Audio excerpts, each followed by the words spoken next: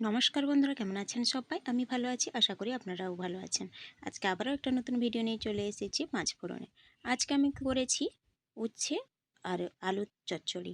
এটা খেতে কিন্তু গরম ভাতের সঙ্গে খুবই সুন্দর লাগে আর ঝটপটও তৈরি হয়ে যায়। তো চলো, ভালো লাগলে ভিডিওটা দেখে নেওয়া যাক। ভিডিওটি শুরু করার আগে আমার চ্যানেলে যদি নতুন কোনো বন্ধু হয়ে থাকেন, চ্যানেলটিকে সাবস্ক্রাইব করে পাশে থাকা বেল আইকনটি প্রেস করে নেবেন। তো দেখো, এখানে আমি দুটো আলু, ছোট সাইজের আলু দুটো আর তিনটে আমি উচ্ছে রেখেছি। এটা দিয়েই অনেকটাই উচ্ছে চচ্চড়ি হয়ে যাবে। তো চলো, উচ্ছে আলু একসঙ্গে আমি কেটে নিয়ে ফিরে আসছি। তো উচ্ছে আর আলু আমার কাটা হয়ে গেছে। তো দেখো, এই রকম উচ্ছে আর আলু কেটেছি লম্বা লম্বা করে, খুব বেশি সরুও করিনি আর খুব বেশি মোটাও করিনি। এইরকম একটা পর্যায়ে আমি কেটেছি। আর লম্বা লম্বা উচ্ছেগুলো কিন্তু একটু তেতো কম হয়, যার জন্যে আমি একসঙ্গেই রান্না করব। ছোট উচ্ছেগুলো হলে সেগুলো একটু বেশি তেতো হয়, তাই সেগুলো কিন্তু আলাদা আলাদা ভাজতে পড়ে সেক্ষেত্রে। তো এপাশে দেখো, কয়েকটা রেখেছি চেরা কাঁচা লঙ্কা, একটা বড় সাইজের পেঁয়াজ আর গোটা জিরে বেটে রেখেছি, আর এখানে রেখেছি সর্ষে বাটা। তো দাও, চলো উনানটাকে ধরিয়ে নিয়ে কড়াই চাপিয়ে দিয়েছি। এবারে দিয়ে দিলাম সর্ষের তেল। সর্ষের তেল দেওয়ার পরে তেলটা গরম হয়ে গেছে। এবারে কেটে রাখা আলু আর উচ্ছেগুলোকে একসঙ্গে ভেজে নেব।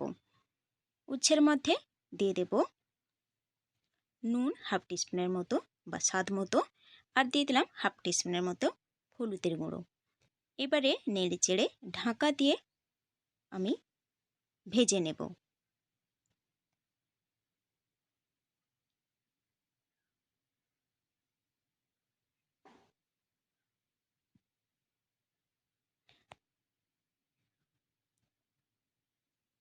তো দেখো, ঢাকা খুলে নিয়েছি।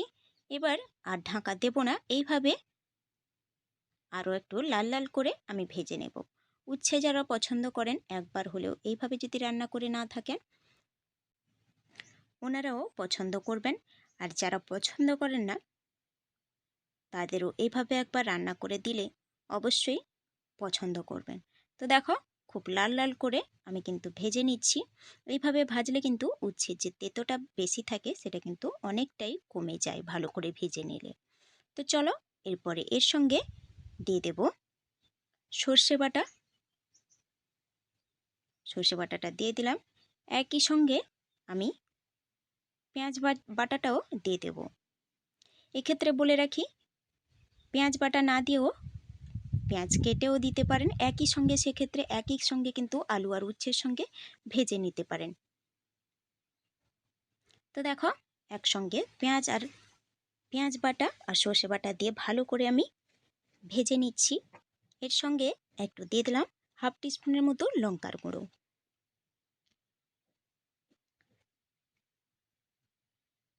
খুব ভালো করে কিন্তু ভেজে নিতে হবে সর্ষে বাটার সঙ্গে। এই রকম ঝুরি ঝুরি করে করে নিতে হবে, তাহলে কিন্তু তেতোটা অনেকটাই কমে যায়। তো দেখো, খুব ভালো করে কিন্তু আমি ভেজে নিয়েছি। এবারে এর সঙ্গে দিয়ে দিলাম অল্প একটু জল। আলুটাও প্রায় আমার সেদ্ধ হয়ে গেছে, আলু আর উচ্ছে, তাই অল্প একটু জল দিয়ে দিলাম। এবারে জল দিয়ে আমি এই পর্যায়ে নুনটা চেক করে নিয়েছি, আপনারাও চেক করে নেবেন। আমার ঠিক আছে, তাই আমি ঢাকা দিয়ে 5 মিনিটের মতো ফুটিয়ে নেব। তো দেখো, 5 মিনিটের পরে ঢাকা তুলে নিয়েছি। এবারে দেখো, জলটা শুকিয়ে এসছে। দিয়ে দেব ওপর থেকে চেরা কাঁচা লঙ্কা আর একটু সর্ষের তেল দিয়ে আবারও একটু কষিয়ে নেব।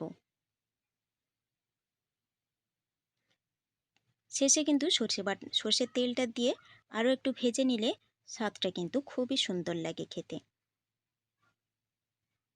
গরম ভাতের সঙ্গে খুবই সুন্দর লাগে খেতে। আপনাদের কাছে অনুরোধ রইল একবার হলেও এইভাবে বানিয়ে দেখার। তো চলো, উচ্ছে চচ্চড়ি জলটাকে ভালো করে একটু শুকিয়ে নেব, যাতে এর মধ্যে কোনো রকম রস না থাকে। রস থাকলে কিন্তু তেতো লাগবে, রসটাকে শুকিয়ে নিলে তেতো আর লাগবে না।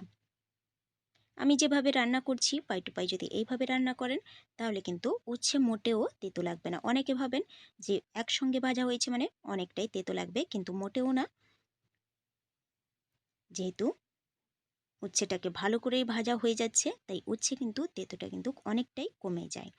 তো দেখো জল একদমই শুকিয়ে নিচ্ছি।